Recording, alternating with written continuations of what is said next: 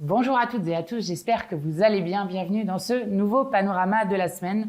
Alors, cette semaine, on va parler des polémiques qui ont été faites autour de la présence des Insoumis à la commémoration pour les victimes des crimes de guerre du Hamas du 7 octobre, donc cérémonie qui avait eu lieu le 7 février. On va parler évidemment de la nécessité de continuer plus que jamais autour de la question du cessez-le-feu en Palestine.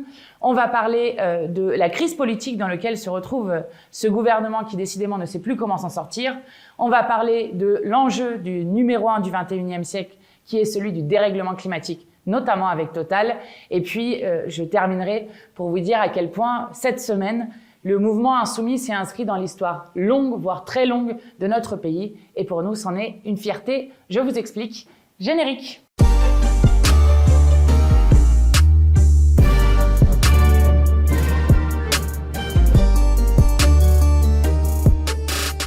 Alors, je veux évidemment commencer par la polémique qui a été lancée autour de notre présence, nous les Insoumis, à l'hommage qui a été rendu aux 42 morts français des crimes de guerre commis par le Hamas. Donc 4 mois exactement après les crimes de guerre commis par le Hamas, le 7 février, il y a eu, organisé par l'Élysée, une cérémonie d'hommage national aux morts, ce que nous saluons évidemment. Dans une vie démocratique et dans une république, il y a des moments pour la polémique, pour les discussions politiques, et il y a des moments où la nation tout entière se retrouve, se recueille dans une forme de dignité autour d'hommages qui sont rendus aux morts avec les familles de victimes qui étaient présentes. L'extrême droite, avec Monsieur Meyer Habib, a commencé à lancer une polémique sur notre présence à l'hommage, ce qui est d'abord d'une indignité absolue et une méconnaissance totale de ce que sont les hommages nationaux. Et donc, ils ont fait monter une forme de polémique autour de ça, avec donc des invitations que nous avions reçues personnellement de la part du président de la République Emmanuel Macron, et de l'autre côté, des ministres comme la porte-parole du gouvernement qui, elle, a dit « oui, on est obligé d'inviter tout le monde, mais certains ne devraient pas venir ». Cette polémique est d'une indécence totale, parce que, encore une fois, il ne peut pas y avoir de polémique lorsqu'il y a un hommage aux morts. Et donc, nous avons fait ce qui est notre devoir comme responsable politique, c'est-à-dire, en recueillement avec la nation tout entière, rendre hommage aux morts. Et il y a eu une scène intéressante parce que les seuls qui ont été indécents dans cette histoire, c'est justement celui qui a monté cette polémique, c'est-à-dire Monsieur Meyer Habib. Monsieur Meyer Habib qui, on le voit sur une vidéo, s'est retrouvé à interpeller Manuel Bompard en plein début de cérémonie et faire juste après la bise à Jordan Bardella. On voit bien vers où vont ses affinités politiques, c'est-à-dire vers l'extrême droite. Donc, le seul qui a eu une indignité dans ce moment d'unité nationale, c'est celui qui provoque une polémique autour de cela et qui a d'ailleurs tellement provoqué une polémique qu'à un moment, on ne parlait même plus de celles et ceux à qui on rendait hommage, c'est-à-dire celles et ceux qui ont été tués dans les massacres ignobles du 7 octobre. Donc, nous avons, nous, tenu notre rôle. Et je suis celle qui ai demandé, au nom de mon groupe, qu'il y ait un hommage qui soit rendu à l'ensemble des morts français dans le conflit du Proche-Orient, aux morts israéliens qui sont morts dans les crimes de guerre du Hamas, mais aussi aux morts franco-palestiniens qui continuent de mourir dans le cadre des crimes de guerre commis par Monsieur Netanyahou et donc le gouvernement d'extrême droite israélien. L'Élysée, c'est une bonne nouvelle, je salue cette nouvelle, a annoncé qu'il ferait aussi un temps d'hommage et de commémoration à ces victimes franco-palestiniennes qui ont été tuées dans ce conflit au Proche-Orient. Ce qui m'inquiète, c'est que la polémique autour de cela, plutôt que d'avoir une nation qui se retrouve autour des morts, c'est retrouver dans quelque chose qui est ignoble, c'est-à-dire qu'on voit réapparaître le discours qui était celui que nous avions vu en octobre dans beaucoup des médias, qui est que les vies ne se valent pas. Par exemple, je prends Monsieur Yonatan Arfi, qui dit qu'il n'y a pas d'équivalence morale entre des victimes collatérales, civiles, qui n'ont pas été visées délibérément, et de l'autre côté, des victimes du terrorisme. Quant à François Hollande, il disait, lui, le même jour, donc ce 7 février... Ça ne peut pas être le même hommage. Une vie est une vie, et une vie est équivalente à une autre vie. Mais il y a les victimes du terrorisme et les victimes de guerre. Eh bien, Monsieur Hollande, et tous les autres qui tiennent ce discours-là, ce discours est indigne de notre pays. Quel que soit si la personne est franco-israélienne, franco-palestinienne, quelle que soit la manière dont cette personne a été tuée, cette mort est pleurée. Et cette mort doit être honorée par la nation. Et revenir de nouveau sur une forme de déshumanisation des populations franco-palestiniennes ou des populations palestiniennes est une indignité absolue, d'autant plus pour un ancien président de la République. Non, il n'y a pas de victimes collatérales. Et je suis fière, moi, que nous continuions à porter haut et fort la voix de la paix. Parce que la situation à Gaza est dramatique. Nous allons dépasser le seuil des 30 000 personnes d'ores et déjà mortes sous les bombes de Netanyahou. Nous savons qu'il y a des milliers, des milliers, des milliers de disparus sous les décombres, de gens qui n'ont pas été identifiés, et donc que le nombre de victimes va probablement encore plus s'aggraver et devoir être rehaussé. Il y a 1,5 million de personnes qui se retrouvent à Rafah, c'est-à-dire dans le sud de la bande de Gaza, là où l'armée israélienne les a chassés petit à petit en leur demandant d'aller vers le sud. Aujourd'hui, Benjamin Netanyahou explique qu'il veut mener une opération sur Rafah. Il faut comprendre que personne ne peut sortir de Rafah. Nous sommes dans une sorte de cul-de-sac pour les populations civiles. Et donc, ça veut dire de nouveau des milliers de gens qui vont mourir si Netanyahou bombarde cette partie-là de la bande de Gaza. Donc, il y a une urgence à agir qui est particulière. Et je suis fière que le mouvement Insoumis ait pris cette semaine 2 initiatives très importantes pour la paix. La première, c'est la délégation parlementaire qui a été menée par Éric Coquerel, avec des parlementaires d'ailleurs insoumis, 8 parlementaires insoumis, mais aussi des parlementaires de d'autres groupes qui sont allés justement au poste frontière de Rafah, c'est-à-dire entre l'Égypte et la bande de Gaza, pour dire cesser le feu immédiat et inconditionnel, pour en quelque sorte porter un signal qu'il y a une voix de la France qui continue d'agir de toutes ses forces, de toutes les manières qu'elle peut, pour dire qu'il faut un cessez-le-feu immédiat et inconditionnel, ainsi qu'une solution politique qui permet la paix et la sécurité du peuple israélien et du peuple palestinien. Donc ça, c'était une initiative très forte qui a été prise. C'est une zone évidemment dangereuse et je remercie cette délégation parlementaire d'avoir été rencontrée à cette étape-là, l'Agence des Nations Unies pour les réfugiés palestiniens, pour leur apporter notre soutien pour le travail admirable qu'ils font pour la population palestinienne, alors que le peuple palestinien dépend beaucoup de cette Agence des Nations Unies pour pouvoir avoir accès à de la nourriture, à de l'eau ou même à des soins médicaux, alors que tout est dévasté autour par le gouvernement d'extrême droite de Netanyahou. Ça, c'est la première initiative que nous avons prise. La deuxième, qui est elle aussi une belle initiative qui a été portée par le député insoumis Jean-François Coulombe, avec la présence de Jean-Luc Mélenchon, c'est celle qui a été à Genève marcher jusqu'à l'ONU pour, dans une grande manifestation avec les associations, là aussi redire à la fois notre soutien au secrétaire général de l'ONU qui ne cesse d'être attaqué par Netanyahou, mais aussi l'appel au cessez-le-feu immédiat et inconditionnel, d'autant que les choses peuvent s'accélérer parce que la Cour internationale de justice a donné jusqu'au 26 février à Israël pour se conformer aux mesures conservatoires qu'ils ont demandées suite à ce qu'ils ont qualifié de risque génocidaire. Nous entendons par-ci par-là des rumeurs sur le fait que peut-être un cessez-le-feu ou une trêve pourrait être imminente, ce que j'espère de tout mon cœur. On vient d'apprendre malheureusement que Netanyahou refusait les propositions pour un cessez-le-feu qui étaient proposées par le Hamas. Il faut impérativement que la pression politique continue de s'accroître autour de Netanyahou pour le faire céder et arrêter ce qui foudroie notre humanité commune et reste comme ce qui pourrait être le premier génocide du XXIe siècle et appelle à mettre toutes nos forces dans la bataille. Nous continuerons évidemment à porter cette voix du droit international et de la paix. Ça, c'est la première chose qui est très importante. Deuxième chose, ça c'est un autre sujet, on arrive sur la situation nationale. Cela fait maintenant 1 mois que le gouvernement Attal, que le Premier ministre Attal, puis son gouvernement avec moult péripéties, ont été nommés. Alors, il y avait normalement un effet waouh autour du plus jeune Premier ministre de l'histoire de notre Ve République. Bon, entre-temps, ça s'est complètement effondré. Alors, entre Oudéa Castéra, qui chaque jour invente une nouvelle polémique, je pense que si elle n'existait pas, il faudrait l'inventer.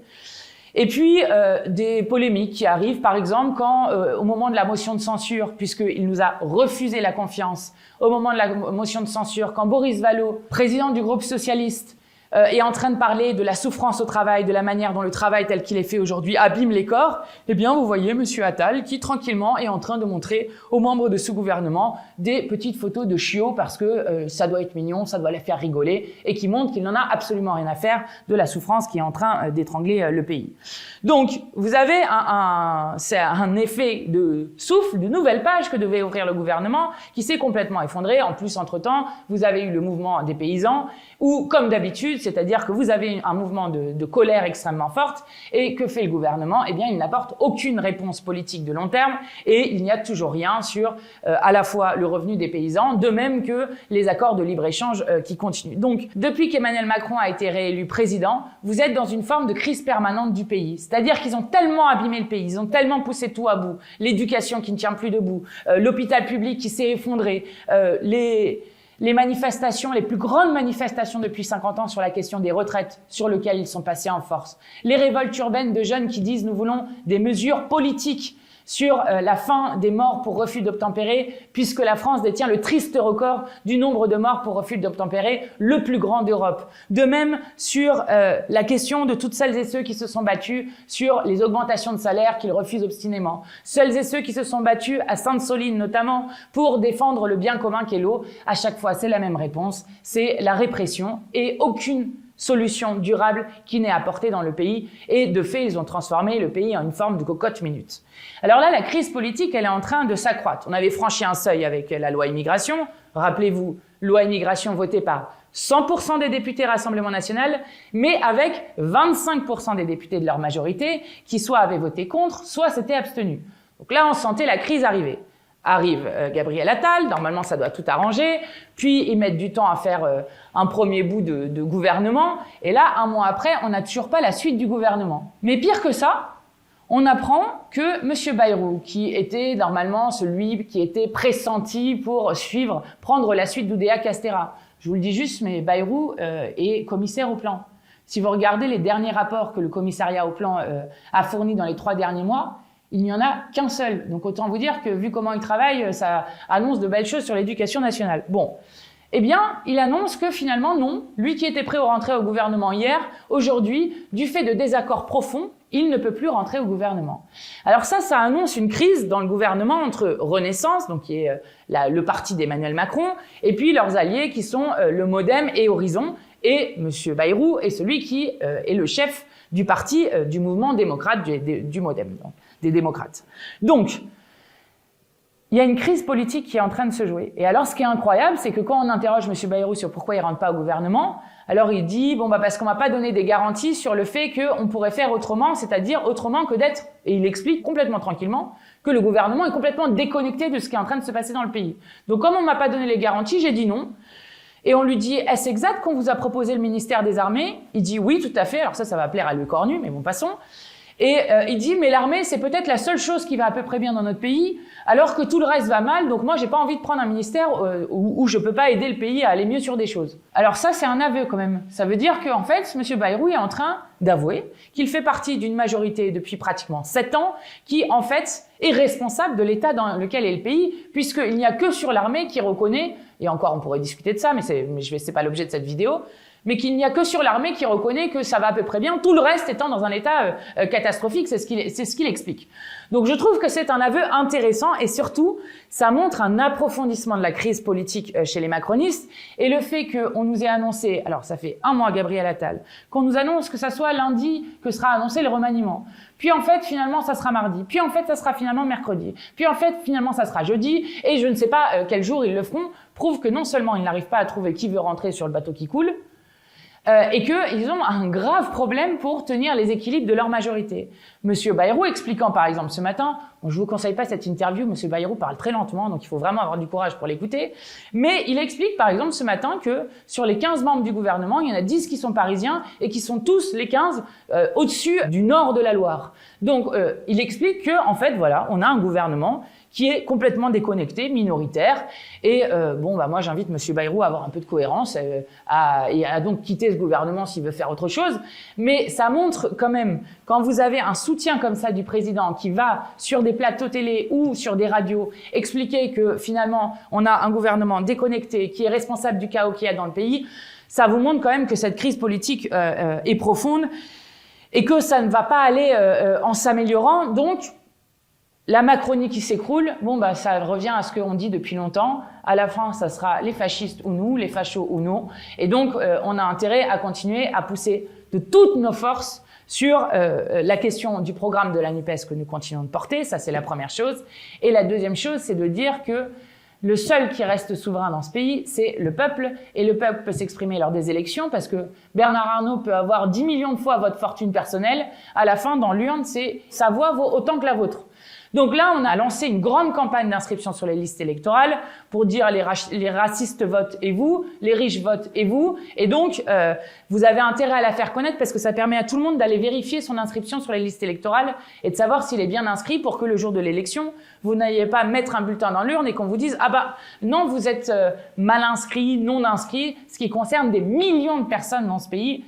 Et je rappelle qu'on a raté l'élection présidentielle pour aller au second tour à 420 000 voix, donc autant dire rien du tout. Donc ce travail d'inscription sur les listes électorales pour dire on n'accepte pas des élections sans le peuple et pour dire qu'à tout moment on peut changer notre avenir collectif, c'est un travail très important. On va vous mettre le lien pour que vous puissiez faire cette campagne-là. En tout cas, la crise politique continue. Et on a des indicateurs, et c'est le point sur lequel je voulais vous alerter après, c'est que ce qui est particulièrement déplorable, on vient d'apprendre des chiffres qui sont effrayants sur l'enjeu du XXIe siècle et qui devraient normalement mobiliser tout le monde, faire une mobilisation générale dans la société, organiser des ruptures, des plans d'urgence et face auxquels le gouvernement ne fait absolument rien. En fait, si, il empire même la situation puisqu'on a appris que le mois de janvier 2024 était le mois de janvier le plus chaud jamais enregistré de toute l'histoire. Et pour la première fois, on a plus d'1,5 degré de réchauffement par rapport à l'ère pré-industrielle. Pour la première fois pendant 12 mois consécutifs, ce qui est évidemment un signal désastreux. Je rappelle que la limite de 1,5 degré, c'est ce qui a été fixé dans la COP21 comme étant la limite auquel on devait rester, notamment parce que à partir de 1,5 degré de réchauffement, non seulement vous avez des effets qui s'alimentent eux-mêmes, donc qui vont exploser le risque de réchauffement climatique encore plus élevé et donc d'effondrement de la biodiversité, mais c'est aussi la disparition d'États insulaires qui vont être complètement rayés de la carte, notamment par l'augmentation de la mer. Donc, c'est vraiment des signaux qui sont très inquiétants. Et dans le même moment où on apprend ça, on apprend que Total Energy ait fait son record de bénéfices de toute l'histoire, avec plus de 20 milliards de bénéfices enregistrés l'année dernière, ce qui représente plus 98% par rapport à 2019. Donc vous voyez l'explosion des super profits de Total, qu'ils refusent toujours de taxer, etc. Et avec un gouvernement, je vous disais, qui ne fait rien, ce n'est pas exact. Ils ont par exemple remis la Légion d'honneur à Pouyanné, donc le PDG et le patron de Total, qui est celui qui justement détruit les possibilités d'un avenir collectif dans le seul écosystème qui est compatible avec la vie humaine.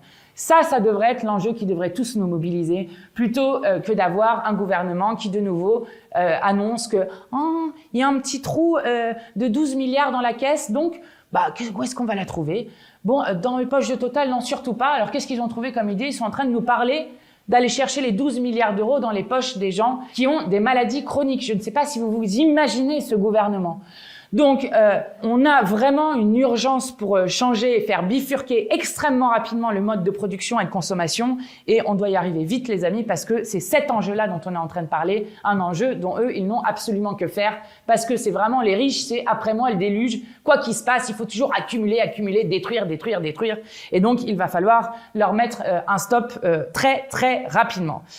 Dernière chose dont je voulais vous parler, dont je suis très fière, c'est la manière dont le mouvement insoumis, cette semaine, s'est inscrit dans le temps très long. Notamment, j'étais présente samedi au Mans pour la commémoration de la première abolition de l'esclavage. C'était le 4 février 1794. Pendant que j'étais présente au Mans, le lendemain, il y a eu une grande cérémonie aussi avec plusieurs députés insoumis qui étaient présents à Nantes cette fois-ci. Alors ça s'inscrit d'abord dans l'histoire longue de ce qu'a fait la France insoumise. D'abord parce que c'est Jean-Luc Mélenchon qui, dans la campagne de 2017, avait commémoré cette première abolition de l'esclavage en allant dans un petit village qui s'appelle Champagné. Puis en 2022, c'est lui qui avait remis à l'ordre du jour justement cet hommage au Mans, puisque au Mans, il se trouve qu'il y avait un député de la Convention qui s'appelait René Levasseur et qui est celui qui a, en quelque sorte, est considéré comme un de ceux qui a été l'auteur qui a beaucoup contribué à la première abolition de l'esclavage. Donc ça, c'est ce que Jean-Luc Mélenchon a fait dans le mouvement insoumis. Et ensuite, vous avez Jean-Hugues Rattenon qui, lui, le premier avait déposé une proposition de loi pour faire du 4 février le jour d'hommage national férié dans toute la France pour commémorer la première abolition de l'esclavage. Cette date est dans notre programme et au pouvoir, nous ferons du 4 février un jour férié pour le commémorer.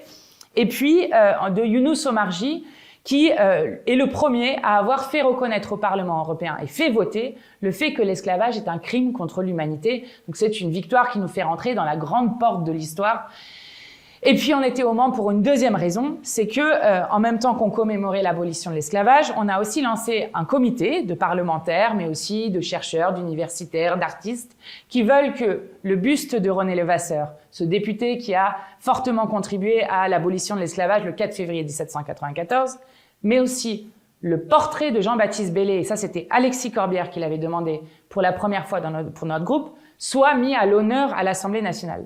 Jean-Baptiste Belley, c'est le premier député noir français, qui est celui qui a non seulement contribué à l'abolition de l'esclavage, donc le 4 février 1794, puisqu'il était député de Saint-Domingue, aujourd'hui Haïti, mais qui est celui qui non seulement l'a fait dans la loi, mais aussi dans les faits, parce qu'il faut toujours se rappeler quand on parle de l'abolition de l'esclavage, que l'abolition de l'esclavage n'est permise que par la lutte des esclaves eux-mêmes, et que c'est la lutte des esclaves qui a permis de récupérer leur liberté et de conquérir cette abolition de l'esclavage, puisque Jean-Baptiste Belley a notamment participé à la première abolition de l'esclavage de fait, pas le 4 février 1794, mais avant, le 29 août 1793. Et je crois que ça, c'est une des grandes leçons de l'histoire sur le fait que la liberté n'existe pas sans ses défenseurs. Et cela doit nous inspirer sur toute la suite des combats qu'on continue. Et pourquoi nous, on aime particulièrement le 4 février 1794, c'est parce que c'est une abolition de l'esclavage qui est quasiment unique dans l'histoire, parce que c'est une abolition de l'esclavage qui est sans indemnisation des maîtres. Or, vous savez, après, l'esclavage sera remis à l'ordre du jour par Napoléon et finalement aboli définitivement en France en 1848, mais cette fois-ci avec indemnisation des maîtres. Et la deuxième chose qui fait rentrer le mouvement insoumis aussi dans la longue histoire, c'est la commémoration du 8 février 1962, donc de cette répression extrêmement sanglante qui avait été faite, celle qu'on appelle celle du métro Charonne, qui avait été faite contre des dizaines de milliers de personnes qui manifestaient en 1962 contre l'OAS et les attentats de l'OAS, qui avaient notamment fait un attentat la veille où ils avaient défiguré une petite fille de 4 ans et qui manifestaient pour une Algérie libre et pour la paix. Eh bien, cette manifestation, sous les ordres de Papon notamment, avait été réprimée extrêmement fortement par la police française, avec 9 personnes qui étaient mortes et des centaines de personnes qui avaient été blessées. Donc on commémore cette date-là aussi en l'honneur de celles et ceux qui ont lutté pour la liberté. Et je veux d'ailleurs vous conseiller un livre qui est extrêmement bien fait, qui est un livre de Michèle Audin. Alors Michèle Audin, vous devez peut-être la connaître parce que c'est la fille de militants très célèbres, puisque c'est la fille de Maurice et de Josette Audin, et notamment Maurice Audin qui avait perdu la vie en se battant justement pour l'indépendance de l'Algérie, et qui raconte non pas le 8 février 1962, ni même le 17 octobre 1961, où là aussi on avait noyé des Algériens, mais elle raconte une autre date qui est celle du 14 juillet 1953, où là aussi il y avait eu plusieurs morts. Et elle raconte des choses qui malheureusement font encore écho aujourd'hui. Les flics montent, les rattrapent, vas-y, c'est un bico, et ils y vont. Donc ils tirent sur la foule, et donc dans ce livre, il raconte, alors qu'eux-mêmes les valeureux policiers ont tiré en l'air, pourtant chacune de leurs balles, chaque balle retrouvée dans un corps d'homme devenu un cadavre ou pas, était parfaitement identifiable, a été identifiée. Oui, on sait exactement lequel de ces policiers a tiré, laquelle de ces balles, et pourtant il a suffi de répéter « j'ai tiré en l'air » pour bénéficier d'un non-lieu pas de procès des policiers. Quand bien même ces balles identifiables, c'était gênant. Les non-lieux ont été plus faciles les années suivantes avec les fameux bidules, les bâtons de défense qu'ils utilisaient, qui ont fait merveille le 17 octobre et à Charonne. Donc on voit bien que là encore, on se retrouve avec une répression féroce sur lequel aucun des policiers, mais surtout aucun des responsables, notamment Papon, n'ont été plus tard jugés. Et vous voyez qu'on est vraiment dans l'histoire longue sur la question de la lutte contre la répression et l'instrumentalisation de la police au service d'un pouvoir, puisqu'il raconte aussi que le photographe du Parisien libéré qui se trouve là et photographie est matraqué lui aussi. Son appareil brisé, on exige qu'il donne sa pellicule. Ne nous étonnons pas qu'il y ait encore moins de photos de ce massacre qu'il n'y en a eu de ceux de 1961 et de 1962. Donc là, rappelez-vous, c'était la bataille qu'on menait sur la loi sécurité globale pour le fait qu'il puisse y avoir des images, parce que c'est souvent grâce aux images, c'est le cas aussi pour Nahel par exemple, mais pour beaucoup d'autres, c'est souvent grâce aux images qu'on arrive à lutter contre l'impunité policière. Et donc, c'est aussi cette histoire-là que continue la France insoumise pour dire que nous voulons changer les règles pour avoir une police républicaine qui ne soit pas là pour matraquer le peuple et au service d'un gouvernement qui veut continuer justement sa guerre contre le peuple. Donc c'était un bel hommage. Et moi j'étais à Ivry où le centre municipal de santé s'appelle Fanny de Verp. Elle avait 31 ans, elle était dans cette manifestation. Elle est morte dans cette répression du 8 février 1962 et c'était un magnifique hommage qui lui a été rendu. Nous continuons ces combats-là. Enfin, pour celles et ceux qui veulent aller voir, comme j'en ai l'habitude, une petite vidéo pour aller plus loin sur certains des sujets. C'est un sujet que j'ai pas eu le temps de développer là, mais qui est un sujet qui est en train de croître dans la société de manière dramatique. On a des alertes de partout. C'est la question de la santé mentale. Et donc, vous pourrez regarder une interview de Jean Massier sur Backseat. Alors, ça s'appelle « Lutter contre les tabous de la santé mentale ». Il y évoque dedans, vous verrez, sa propre histoire personnelle avec une lourde dépression à un moment. C'est un sujet qui concerne tout le pays. Il y a un Français sur 4 qui souffre au cours de sa vie de troubles psychiatriques ou de problèmes de santé mentale. C'est un problème de santé publique, la santé mentale.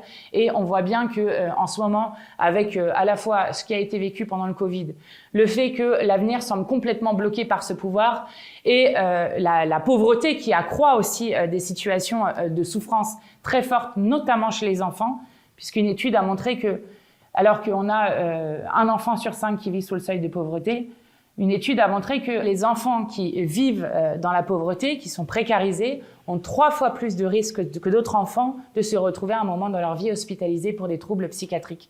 Donc c'est vraiment un sujet très important et la psychiatrie est, je crois, le parent pauvre de la santé. Donc vous voyez l'effondrement de l'hôpital public en général, imaginez l'effondrement de la psychiatrie. Donc c'est un sujet vraiment important. Il y a des indicateurs sur un nombre d'idées suicidaires chez les jeunes qui est en train d'exploser là aussi. Donc c'est un vrai sujet politique. Si vous voulez, allez voir la vidéo, c'est bien fait et ça vous apprendra plein de choses. Très belle semaine à vous. Et puis, si vous voulez donner un petit peu de force, n'hésitez pas à vous abonner.